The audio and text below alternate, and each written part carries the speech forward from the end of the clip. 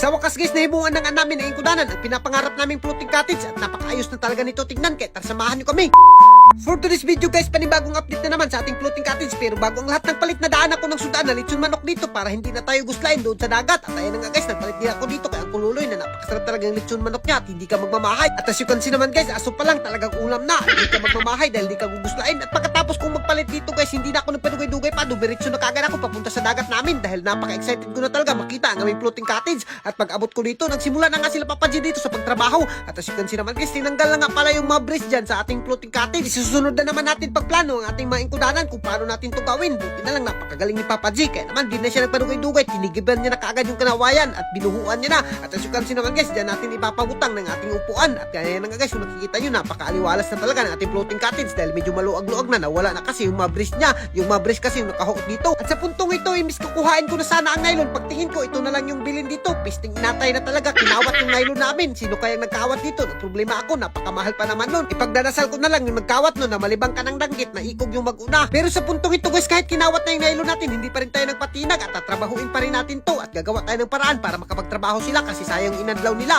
At ayan na nga guys, nilansang na lang muna namin dahil wala pang hikot. At dudublehan lang namin to kapag nakapalit na ako ng nylon doon sa tandag. Medyo malayo-layo kasi yung palitanan dito sa amin. At ayan na nga guys, kung nakikita nyo, talagang napakaganda na. At sa puntong ito, nagpahuway muna kami dahil nagugusla na kami. Buti na lang mayroong kilawon dito na nakapalit kami. Talagang kilaw na islipe na naman to at bungkag na naman yung mga bahaw dito. At dito sa amin guys, hindi ka talaga matatakhan at hindi ka mahuhutan ng kinilaw dahil napakasarap naman talaga. At kahit araw-arawin namin yung pagkilaw guys, talagang hindi kami magmamahay dahil napaka-presko yung maisda dito. At lalo na guys, kapag natapos na yung ating floating cottage at naplastar na, ay nako, talaga unlimited na yung kinilaw natin na napaka-presko naman talaga. At sa puntong ito, kumain muna kami dahil parehas na tagal kaming nagugusla dito. At pagkatapos namin kumain, hindi na kaagad kami nagpadugay-dugay, talagang diretso na naman kami sa pagtrabaho. At as you can see naman guys, talagang nabuo na yung aming bangko dyan. At kung nakikita nyo, talagang hindi na kayo magmamahay dyan. At parang hagdan lang yan tingnan, pero kapag nabuo na yan, ako napakaganda talaga. Bilibrid talaga ako kapapapadji dito, napakagaling talaga magpanday. At sa puntong ito guys, tinaod na kaagad dito yung kayayawan natin. At ayan na nga, kung nakikita nyo, medyo itsura na nga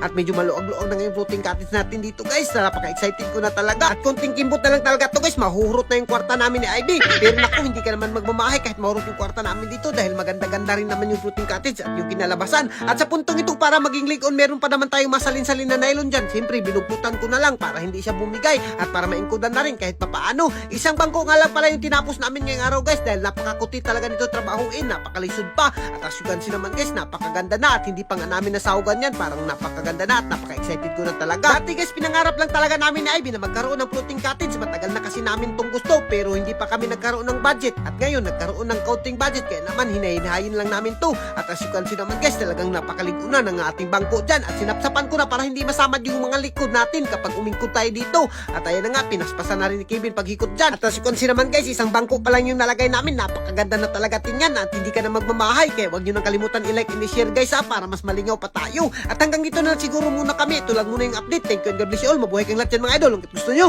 Guys, dahil umabot ka sa video na to, gusto nyo ba yung ganitong Gcash? Nasa comment section yung link guys, 89 PHP.